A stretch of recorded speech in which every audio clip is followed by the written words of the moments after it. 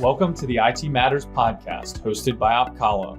We're an IT advisory firm that makes technology easy for your business.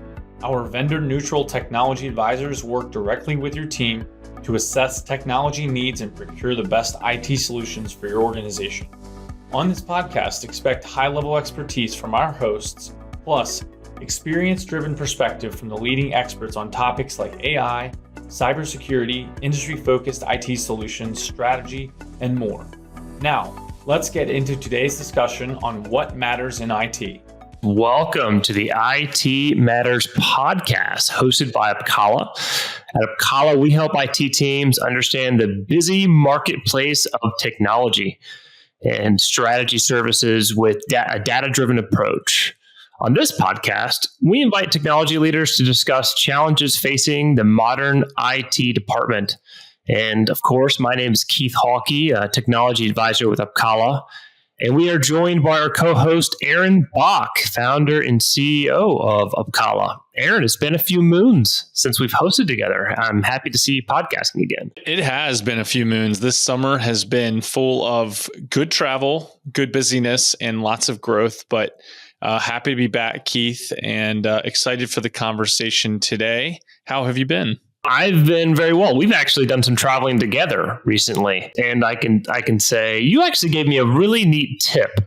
And Jeff, tell me if you've experienced this as well. But Aaron told me that if you're flying on a plane, the best thing to do when you get off is go on a little jog, go on a run, and do a workout. And you explained some of the science behind it. Aaron, why exactly do we work out after we get off of a plane? I am not qualified to give you the scientific answer, but I do know that many people have studied it and said that you feel better when you do it, and you only have to do it for 5 to 10 minutes. And so with the busy schedule we have and the amount of travel we do, felt like it's a helpful tip. So for those of you at home, try it. See if it makes you feel better. Makes me feel better. I know that. And I made Keith do it on the last trip, and I think it made you feel better too, Keith. It did make me feel better until I saw how many miles you were running and realized that I should probably hit the treadmill more often.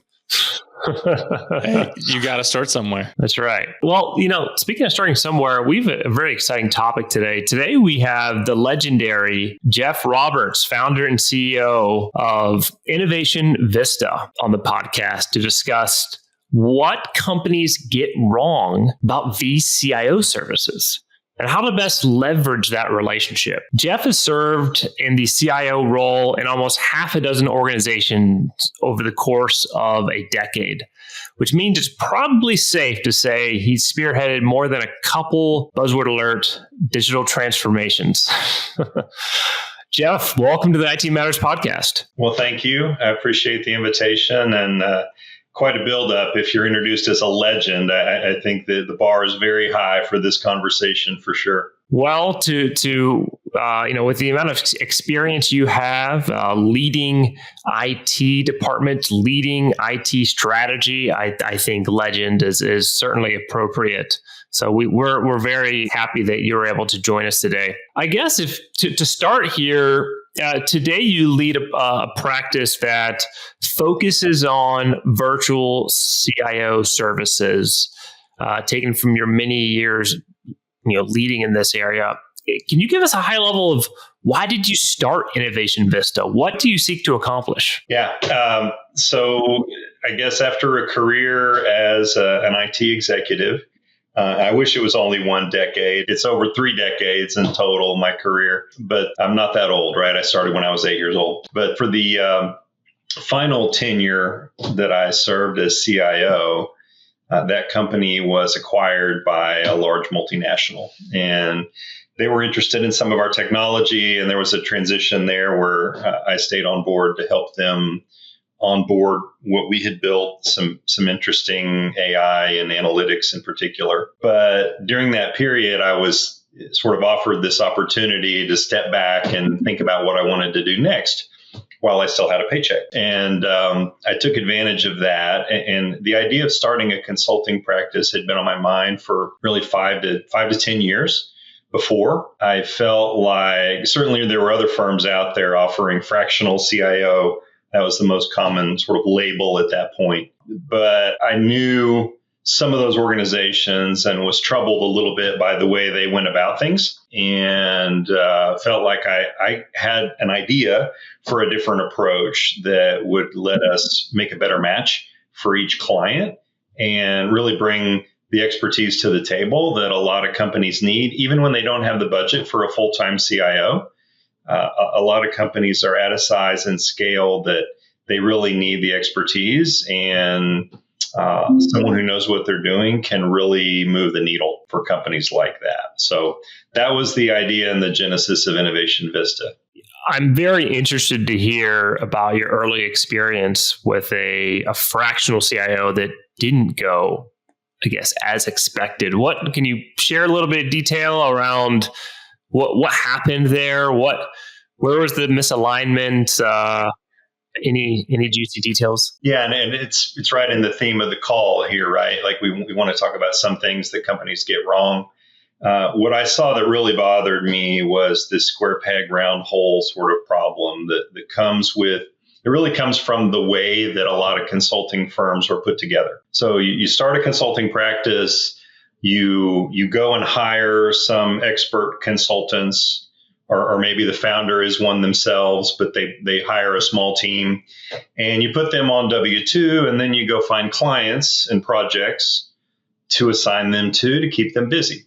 It makes sense, and it's thousands and thousands of instances where that's been the pattern. And those people you hire are probably really smart, right? You have good criteria. You know what makes a good IT executive versus what doesn't. The problem is, and the square peg round hole comes in, where clients need different things and they operate in different industries. And someone who's successful in one space, or even in the same industry, but they're successful maybe in a company that's very formal, lots of committees and oversight structures, things like that.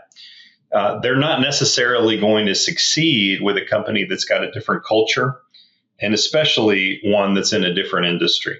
And I really feel like, especially in the 2020s here, this has become even more true, that being an IT executive is really about being a business executive. It's understanding what's our business model, where do our revenues come from, where do our costs come from, what sort of efficiencies would really move the needle versus sort of bell and whistle kind of capabilities that we need to not waste our time on. And that industry knowledge is critical. So I heard, I don't want to name any names, but I heard some horror stories, let's put it that way, from both sides, from clients of fractional CIOs who thought they were hiring someone really good, reputable, smart, and they were smart. But it was just this mismatch problem that, all of the unspoken assumptions, all of the lessons learned that they're bringing to the table, maybe as a hospital CIO, for example, if they're trying to work for a manufacturing company, it's just different. It's so different in ways that you can't even put your finger on necessarily to have an open mind about. So they walk in the door and they have to spend the first couple of months learning the business. And even after that, they don't really get it in the same way that someone gets it who's spent their career in that space. That was really the key insight that I had is I don't want to build a bench. I want to build a network. I want to know really good consultants that I could pull in for a project. So literally, we have never built a bench starting 2019 when I founded the firm. I don't intend to. I get told by financial consultants and my accountant that my margins are not what they could be. If I was willing to do that, which I'm sure, I have no doubt that's true, because subcontracting is just more expensive than putting someone on W-2. It's the nature of the economics of that. But I'm not willing to make that trade, I guess, because structuring it like this gives me a choice. Right now, we're over 400 consultants in the network. So I have over 400 options I can choose from. Whereas a firm that has hired a couple of people for the bench, they have whatever, 2 or 3 or 1 even. If they've got one consultant that's not billing a client, they have that ongoing fixed cost. They know they need to keep that person busy and generating billable hours. And so guess who gets assigned the next client that walks in the door? So I saw that problem. I heard about it from the consultant side as well, where they felt like they were set up to fail in many ways. And the sales team had made promises that they weren't even aware of or comfortable that they could fulfill. So starting out Innovation Vista, I wanted to really just start out differently in a way that didn't box me into this corner the way so many firms are. Jeff, I hear what you're saying, and I have heard the same sort of sentiment from so many different customers or businesses along the way. I guess going back a little bit, Keith mentioned you've been a CIO formerly before you started Innovation Vista, and now you're coming in as a consultant, or your consultants are coming in as fractional or VCIOs. What do you think is the hardest thing for a VCIO or a fractional CIO to get right when they come in, besides what you just said, the match and making sure they have the experience? After that, and you've vetted that out, what is the hardest thing for them to do to make this a success, or, where it immediately isn't going to work? Yeah, that's a great question. I think a lot of things running through my mind, but I think the answer I want to give is that they need to build trust even more quickly than a permanent IT executive who's been brought in. We structure our engagements month to month. A lot of people do. Even if they're not, if you don't get off on the right foot, the likelihood that you succeed is just extremely low. And so this idea that you're hiring a consultant because of their experience, their approach, their ideas, their wisdom, but there's a humility that's needed when you walk in the door to not sort of arrive like there's a new sheriff in town and you all report to me now, by the way, and you haven't been doing it right. I'm here to make sure that you start doing it right. That sort of beginning to the relationship is impossible to make work. So I think it's more art than science, but that building of trust for virtual and fractional CIOs is even more critical. If you come in as a new permanent CIO, there's this idea that, all right, that the organization is committed to this person and we all need to sort of make this work. So maybe there's a little bit more of a honeymoon period and a little bit more of a willingness to get to know each other. You come in as a consultant, you have to come in and hit the ground running in some sense, but that building of trust is just as important, because without it, you're not going to get the straight scoop. You're not going to get the facts about what's really happening and what's good and what's bad about the current platform and processes. And when you try to make changes, you're not going to have people supporting that. And, they're going to find ways to sort of undercut what you're trying to do because they just don't believe in it. And they think you're maybe out for your own glory or out to make them look bad so you can look good. Whatever it is, that dynamic is an enormous risk. So it's one of the things we talk a lot about with consultants that we're placing. And frankly, it's a lot of the criteria that puts a consultant in our network of 400 versus being, one of the 800 plus that are not in our network, that we've concluded we would not want to put this person in front of a client with the name of Innovation Vista consultant. Yeah, that makes sense. And I guess the second follow-up question to that is the flip side. So I'm a business owner or I'm a CFO. Maybe they're all different, but is there a standard size business, or is there a type of business or an inflection point in business where you feel that it's a better case for a VCIO for people to really leverage it correctly? What is that, and where do you see trends? Yeah, we have helped some startups, but I always say it needs to be a startup with aspirations to be 50 million plus, 200 people plus. It's not that we can't help companies that are smaller than that. It's that I worry about the added value that we bring to the table not surpassing the amount of our invoice every month. And, there's a rocket science around fractional and virtual executive work of how many hours a week are we spending. And we try to really zero in on that for both sides, right? The company wants that bill to be as low as possible, but the consultant needs the time that they need in order to really succeed. And I don't want to make promises that they have to fulfill and spend time they're not being compensated for. So there's this constant sort of tension with that. And, we find that if it's an advisory engagement, you're a sounding board, maybe with the head of IT or the board of directors and CEO, that can be as low as 4 hours a week and you can be effective. You're maybe participating on a call or two, you're doing some research and emails in between those. But if you're leading IT, like a virtual CIO is doing, it needs to be at least 12 and maybe 15 to 20 hours a week. Because either you have staff, or more likely you have staff and vendor partners that you are overseeing, and there's collaboration with the business executives that are there. So that ends up putting the bill at a certain level.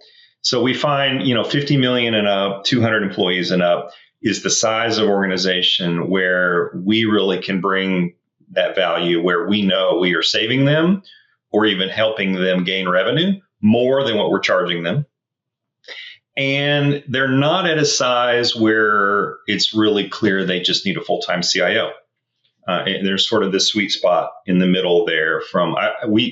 It's different depending on industry, depending on whether they're knowledge workers or if you've got property, plant, and equipment sort of company. The revenue versus knowledge worker staff count is different. But, call it generally 50 million to about $1 billion or $1.5 billion on the high end is the range where we tend to succeed. And our clients say, this is tremendous for us. What other ideas do you have? We want to extend you. It sounds like you're the eHarmony of virtual CISOs. You're the matchmaker. We are a matchmaker. I get asked sometimes, are you like a recruiting firm? We don't do permanent placement. That's really the one thing that we don't do. We sometimes have a consultant and a client that sort of fall in love with each other and the growth is there and they want to bring them on board. It's totally fine. And I don't want to stand in the way of that, but it's not our business model. It's not our concept. It's all contractual, subcontracted on 1099, like I talked about. But the matchmaking it's not just industry and technical experience, right? There's this idea of formality and the temperament and in some sense, what part of the country are you in? Strange to say, but culturally that matters to some people. They just are going to feel a little bit more of a vibe with the rest of the C-suite versus being a fish out of water. So there's a lot that goes in, and that's why, really as big as we can get our network with good consultants, the better, because it gives us more and more options from which we can choose. It reminds me of a CIO that I work with that came from Los Angeles, California, and now he works for a bank in South Carolina. And he would tell me that, in his previous life, working in a number of IT leadership roles on the West Coast in California, that if he wasn't consistently changing the dynamics of the organization, of the technology, the people in the process, his employees would get bored and they would leave. Change was a part of the culture in that part of the country. And then he decides, hey, I'd like a slower pace of life. Let's move to a small town in South Carolina. And change is very difficult for some in this part of the world.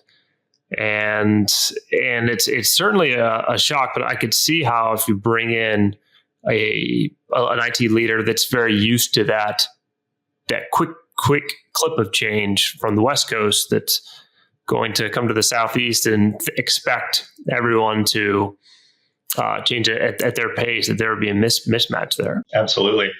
There's so many examples like that I could point to. People that are used to operating in a very agile environment with a business leadership that's used to that. It can seem to more formal, more planner sorts of executives that they're going by the seat of their pants. you don't have a vision, you don't have a strategy. And really the truth is they've got probably some broad strokes, but on purpose, they are waiting to fill in some of those details until they've put something out for a proof of concept. They've used it in the real world, right? The whole agile kind of mindset, especially around software. In other organizations, you've got to come with a slide deck that's 80 slides and have everything fully baked on how are you going to design it, how are you going to build it, how are you going to test it, how are you going to roll it out before you ever take step one to get that budget approved. So it's all of those sort of dynamics that I really enjoy about the matchmaking aspect of what I do. And seeing a client that's just really thrilled with the consultant we send them. And, I check in with feedback, both with the consultant and the client, as you can imagine. And when I hear good things and, hey, we want to extend them, and man, we really seeing the value of what they're bringing to the table. That is, I don't know, that's fun. That's just a lot of fun for me. You mentioned 10 to 15 hours a week. I'm sure that there's some that are on the low side, some on the high side. But when you set expectations, and for folks out there that may be thinking, hey, I need a VCIO or a fractional CIO, how do you set expectations on how quick you can make an impact? Is it, I'll make an impact from day one because I have a plan, or does it typically take 3 to 6 months to show some of that is working and measuring, success? Yeah, it's somewhere between that, actually. So the day one thing is just very arrogant to believe that you can walk in and see something that's so obviously wrong that you could tweak and there's some savings there. Like that turns clients off. We're not stupid, right? Like, what we're doing makes sense. There's probably a better way, but it's going to be some amount of analysis to find that, and whether it's new platforms or processes or the structure, vendor partners, whatever. So we tend to say month to month, and you will see value either already delivered or you will see it on the horizon.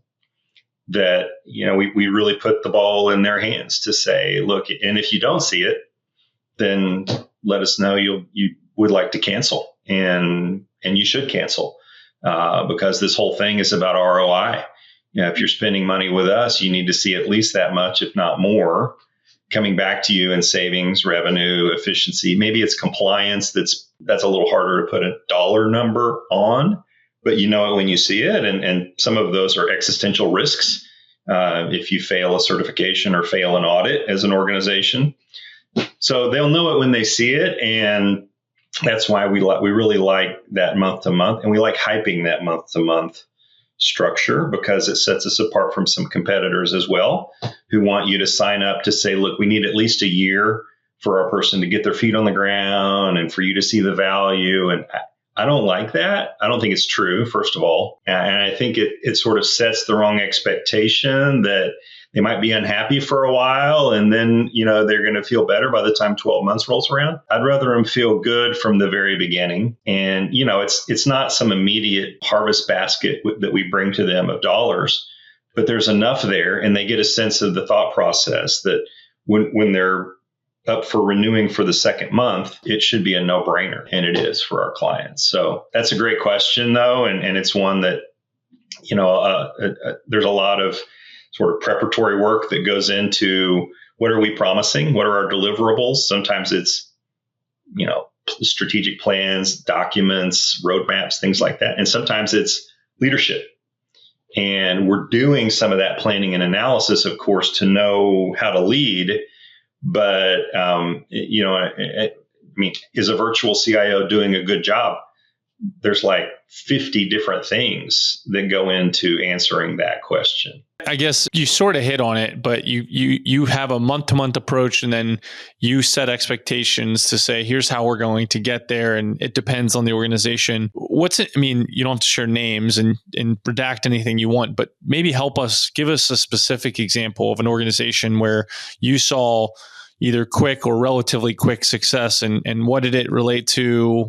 Where did it fall? How did you guys identify it so quick? Yeah, so one example jump into my mind is a university that they had some drama, I guess, in the IT leadership.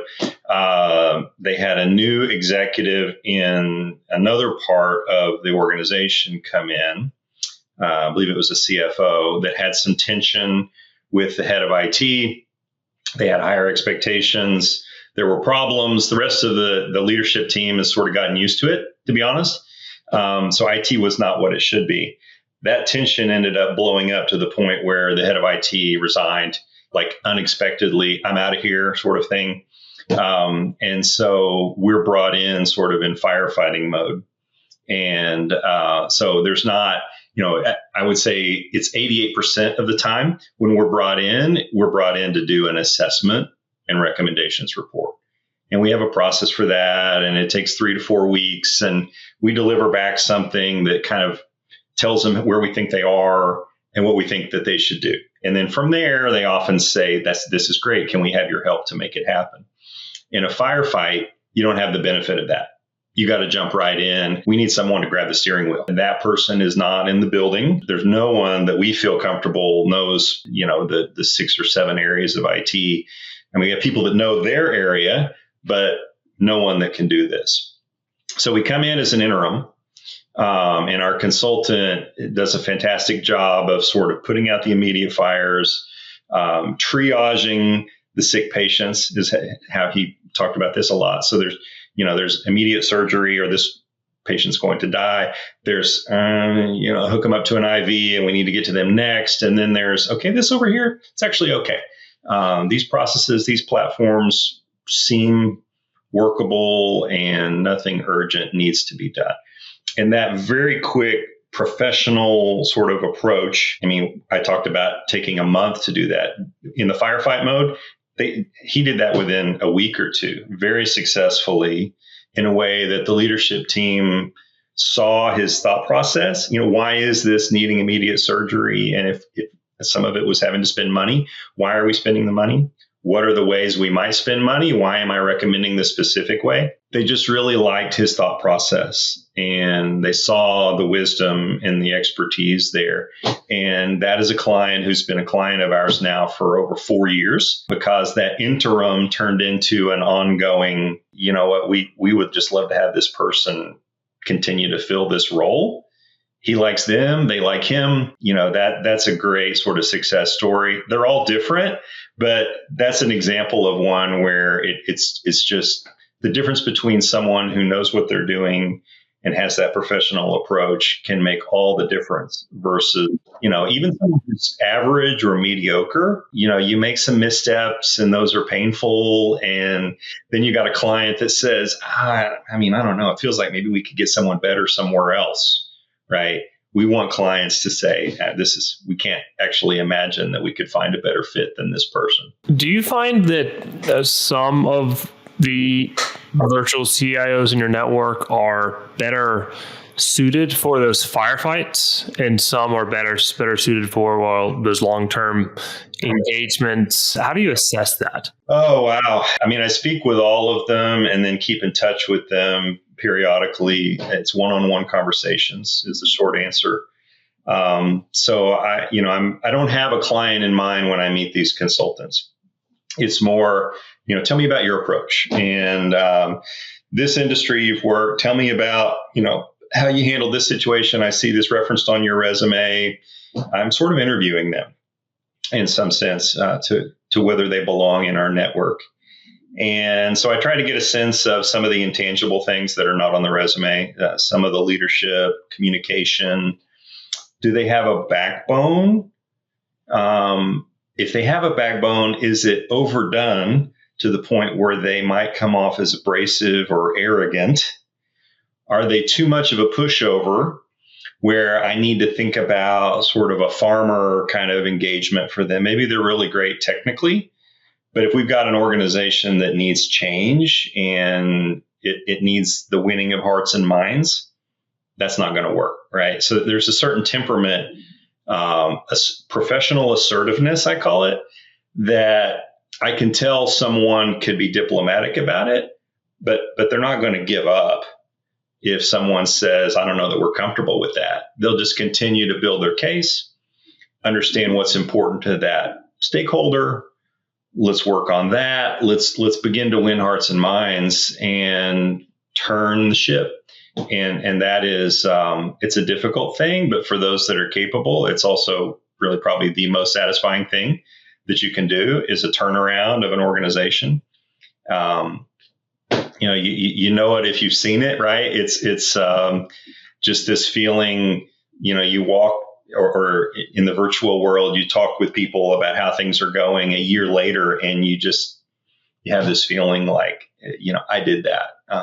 This would have been chaos a year ago. And now we've got a process. People are aligned. People are happy. People are staying. Things are working, right? And so that's a fun dynamic. If you had to give advice to a company that maybe doesn't either think they can afford a VCIO or can't afford a VCIO, what advice would you give them about just the way to think about IT in general so that they can plan for it better? Yeah, so it's 2024. The digital era is here. And I have this conversation a lot. So companies where their systems are up and running, they're not being hacked, they haven't had a ransomware hit, things tend to work. I hear that from CEOs and CFOs a lot. And I challenge them and say, well, is that all you want from IT? Because your competitors are out there thinking about how they can take customers away from you with their technology. They're out there thinking about how they can create digital products to upsell their customers, how they can create a capability that no one else in your space can match, and begin to pick off customers one by one from everybody else and just really disrupt the space. So technology has gone beyond this utility light switch kind of function, enabling function, some companies call it. That's not what it is anymore. And that's why we have the tagline, innovate beyond efficiency, because we hear so often, people that think, oh, we're fine. Our system's actually fairly efficient. And so I challenge that, and similarly, it's not all about that. If that's all you're settling for and you're telling your head of IT, good job because we're efficient, you're missing it. You're really missing it in 2024. You were missing it even in 2015, by the way, in some industries more than others. But in 2024, it's every industry. If you're not thinking about AI, if you're not thinking about, what deals did we miss? What transactions or revenue did we miss where technology would have been a difference maker? And if your head of IT is not at the table, even asking those kind of questions or leading those kind of discussions, you have the wrong person. Or maybe they're good at what they do, but you don't have the right person in the room. And so, it's a hard question for companies that have a director of IT, for example. We see a lot of this. Person's been there for over a decade, maybe homegrown, right? Came up from a help desk. Everybody loves them. They know where all the bodies are buried. They're running everything. And I always say, that's great. But you know what? That means they haven't seen anything else for the last 10 plus years except for your shop. I don't know if that's great. I think it's probably not great. So what about the value of someone, even as a sounding board to that person, to expose them to what's working for other organizations, other ideas, new ideas, things that are now feasible, possible, affordable, that were completely impossible or impractical even just 2-3 years ago? They need to know about that. And not just from going to a conference and hearing some, talking head at the podium. It's someone that they're going to hear it from someone who's taken the time to get familiar with their company and their platform as it is, to really know what's possible and what the next steps might be. So our answer is, of course, yes. There is a size, I said earlier, there's a size where we just would kind of turn away, or we'll say, look, sign us up for an advisory thing and let us just be sort of the idea person for a while. And let's try that for a few months. 4 hours a week, very cheap, like, $1,000 a week, think about, to bring in this next level of expert that's been around the block that you're trying to go around multiple times. And let's just see. And maybe the ideas are valuable enough and we size it right that your person can take the ball and run with it. And all they needed was a little perspective. Maybe they're not capable. Maybe they're really strong on infrastructure and operations, but they're They just don't understand the concepts around systems, data, and analytics. Maybe we need to mentor them. Maybe we need to supplement them in some way, or maybe you need us as a virtual CIO for a very small number of hours a week, and this director of IT can report to them. That's a long answer to that question, I know, but that's sort of the conversations that we have when people are skeptical that they need someone, because our IT is okay. Our stuff works. We're not crashing. I think we're better than most. Like, if that's all you think it's about, you're missing it. It's probably technology and the vendors that are in the space and the new tech. It's only getting more and more complicated every year that passes. It's 2024 today. I can imagine organizations being able to get by easier a decade ago or 2 decades ago with the on-premises infrastructure. They're not changing as rapidly as they are today. But in the modern organization, you need a dynamic CIO who not only is great in their own capacity, but has the network to keep up, which is a lot of what Opkalla does. This is what we do on a day-to-day basis. Our team engages the marketplace of vendors. We have over 1,000 in our portfolio that we evaluate, and it's a full-time job to keep up with who's bought who's good at what services should we avoid for now? How are organizations going about their digital transformations? What are some stories that we can learn from? It's about building that network, like you said, which is more and more important today than ever before. I mean, the value of a consultant is what they've seen and what they know. And this fractional world really empowers that even more, because at the same time, they are seeing multiple clients and dealing with multiple challenges, and they have some things working really well, but not others. And so they can leverage those things that are working well and lessons learned with another client, not in the secret sauce sort of form, obviously, but, understanding the right tools, vendor partners, processes, methodologies. That stuff is all applicable. And you're right when you say it's changing faster than ever. It's accelerating the pace of change, which is really scary. And we try to use that to encourage people to act now, because change has never been faster than it is right now, and it'll never be this slow again. And that is a daunting, but it's been so true. I mean, looking back on 2020, what a shock and change that was.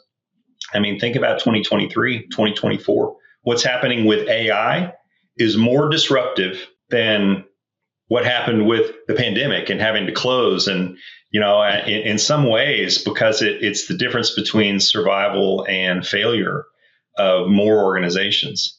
It's shocking. So if ever consulting made sense, it makes sense in 2024. I have a biased opinion, obviously, but I feel the same about your services.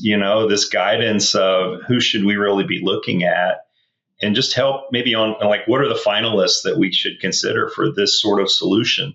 The value of that has never been higher. Yeah, I think the message that both Innovation Vista would say to a customer and Opkalla, is don't go at things alone. And, from talking to you during this time, and hopefully some of the listeners are getting ideas, even if it's a small engagement, just as an idea session versus a full VCIO, like, don't go at projects alone. And I would say we see the same thing.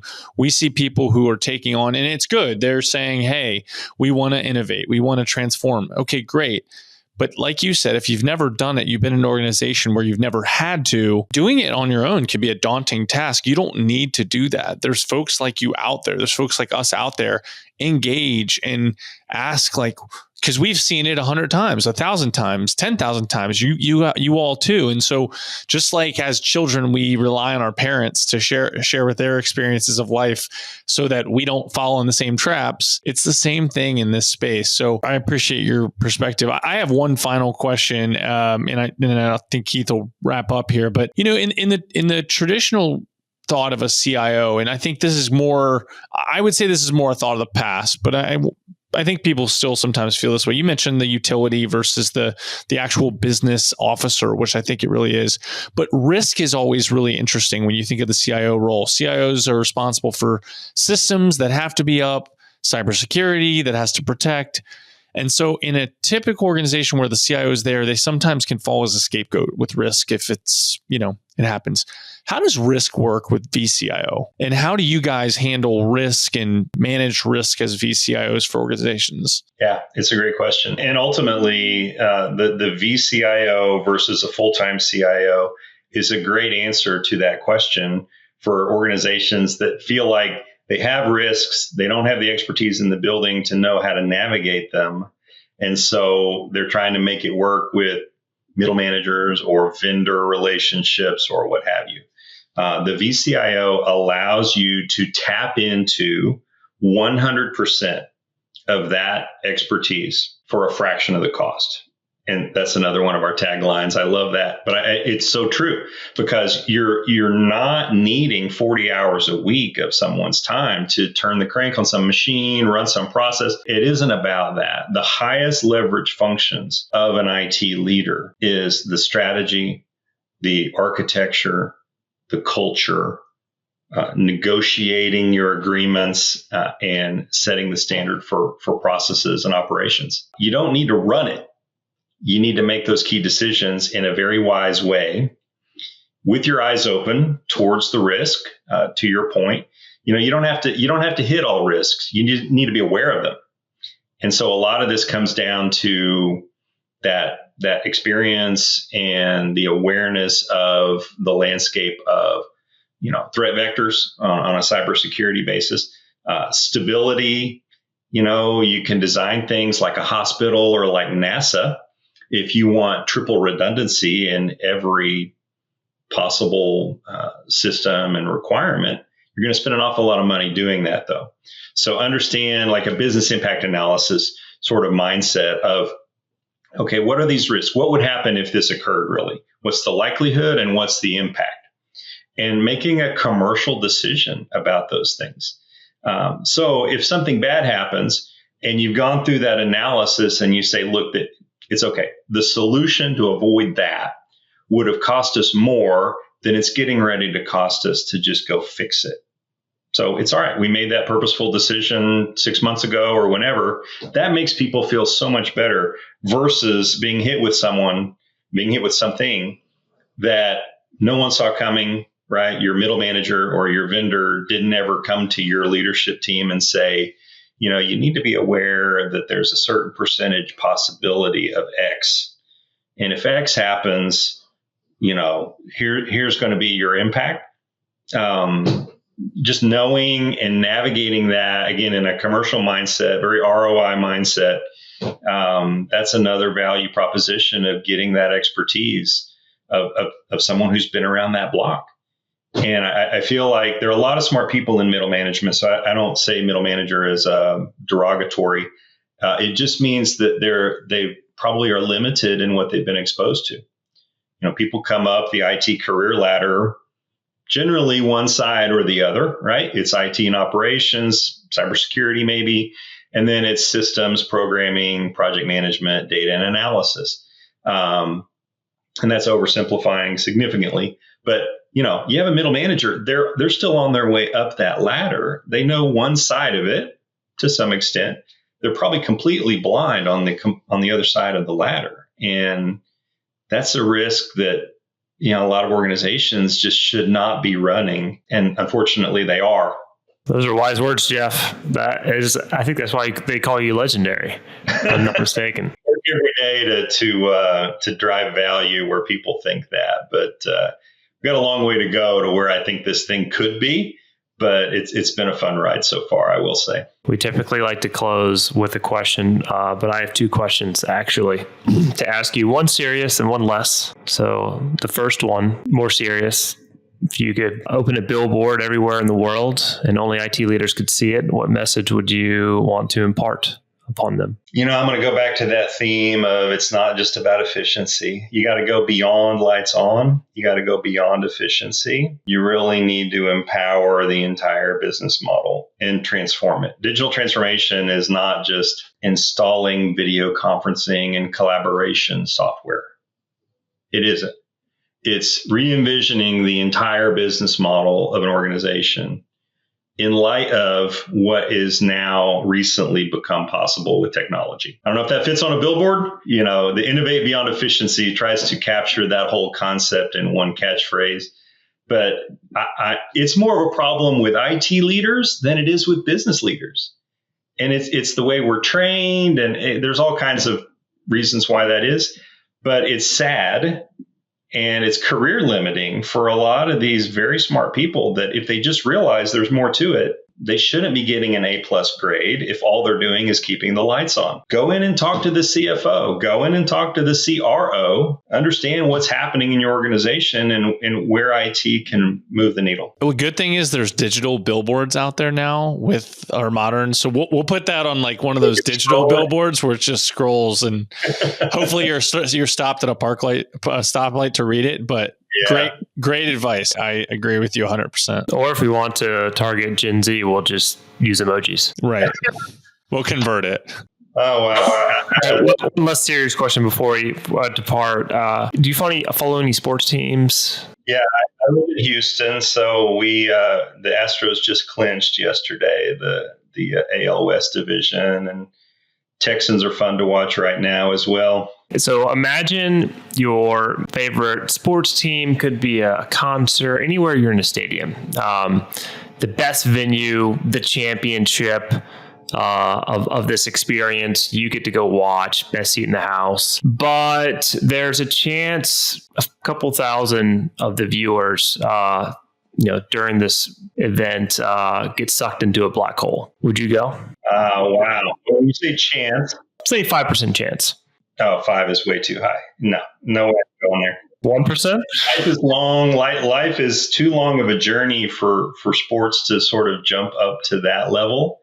I enjoy it, but it's entertainment at the end of the day, right?